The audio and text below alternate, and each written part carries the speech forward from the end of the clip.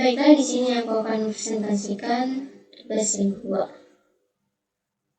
Nah, ini adalah hasil codingan yang sudah dikerjakan.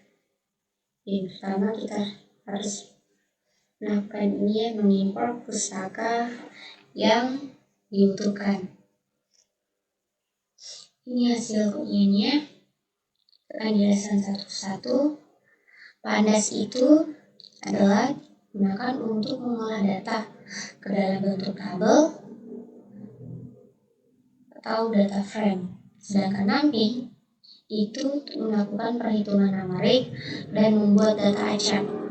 Kemudian ada sklearn, itu untuk membagi data, melatih model, dan mengevaluasi hasil. Kemudian itu ada train, test, split, itu akan membagi data menjadi data pelatihan dan pengujian. Kemudian ada random forest regressor. Itu adalah model yang digunakan untuk prediksi penjualan.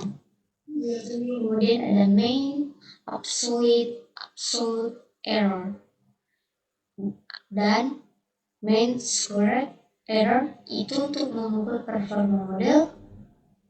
Dan yang terakhir itu adalah ini, matplotlib, itu untuk membuat grafik perbandingan hasil prediksi dan data aktualnya. Setelah itu kita akan membaca datasetnya. Ini adalah codingannya, membaca file dan dataset ke dalam bentuk data frame. Kita mesti memastikan file yang dataset yang berada dalam folder itu sama dengan script. Itu diambil dari yang kita buat di Excel ya. Kemudian yang ketiga, kita akan menginversi kolom tanggal. Kolom tanggalnya ini kita ubah ke format data time supaya mudah diolah, seperti mengekstrak informasi hari atau bulan. Dan yang keempat itu, kita akan menambahkan data sintetis. Ini adalah sebelumnya. Data tambahan ini kita buat untuk latihan jika dataset asli itu tidak lengkap. Pertama itu store. Ini store NBR. Itu adalah nama nomor toko acak dimulai dari angka 1, 2, dan 3. Kemudian ada sales, itu penjualan acak dimulai dari angka 100 sampai 1000. Kemudian itu yang terakhir ada on promotion.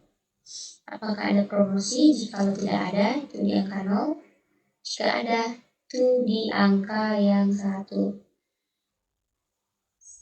Kemudian kita akan melakukan menambah fitur tambahan. Ini fitur tambahan. Ini hasil codingannya. Day of week, itu adalah hari dalam minggu. Mulai dari Senin itu 0, dan Minggu itu angka 6. Month ini adalah bulan.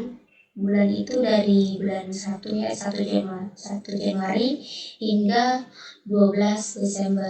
Setelah menambahkan fitur tambahan, kemudian kita akan memilih data untuk satu toko. Ini hasil codingannya. Kita akan memfilter data hanya untuk toko dengan nomor 1 supaya analisis itu lebih fokus. Dan yang ketujuh, kita akan memisahkan ini, fitur dan target. X ini itu adalah variabel yang mempengaruhi penjualan hari dalam minggu, bulan, dan status promosi. Sedangkan Y ini itu adalah target, jumlah penjualan yang akan diprediksi nanti.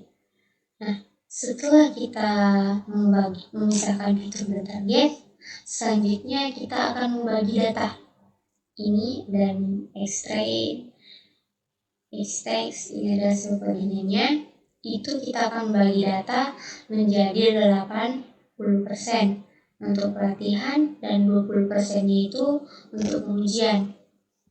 Selanjutnya kita akan melatih model.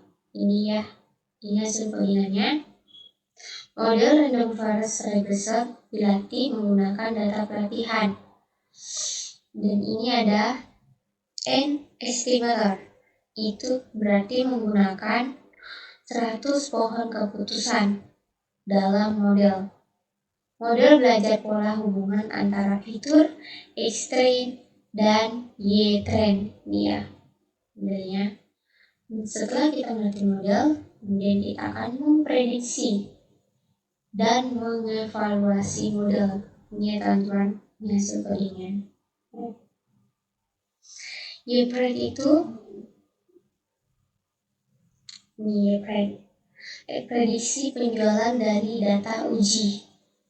Dan KMAI atau Mean Absolute Error itu adalah rata-rata kesalahan prediksi model dalam unit penjualan. Dan terakhir itu adalah RMSA atau Root Mean Squared Error. Itu kita akan mengukur tingkat kesalahan model lebih sensitif terhadap kesalahan yang lebih besar. Dan ini adalah yang terakhir, codingan yang terakhir kita akan membuat grafik hasilnya. Ini codingannya teman-teman bisa dilihat. Kita akan membandingkan penjualan aktual Y-test dan hasil prediksi Y-pre dalam bentuk grafik. Garis penuh itu adalah penjualan aktualnya, sedangkan garis putus-putus itu adalah hasil prediksi. Tujuannya ini adalah untuk melihat apakah model mampu memprediksi penjualan dengan baik. Dan ini adalah hasilnya. Kita bisa lihat hasilnya tadi ini ya. Yang garis putus-putus ini adalah hasil prediksi, garis penuh itu adalah penjualan actual. Nah, model ini kita evaluasi untuk melihat seberapa akurat prediksi dibandingkan data sebenarnya. Grafik membantu kita memahami hasil prediksi secara visual. Oke teman-teman, itulah tadi hasil presentasi yang bisa aku sampaikan. Sekian dan terima kasih.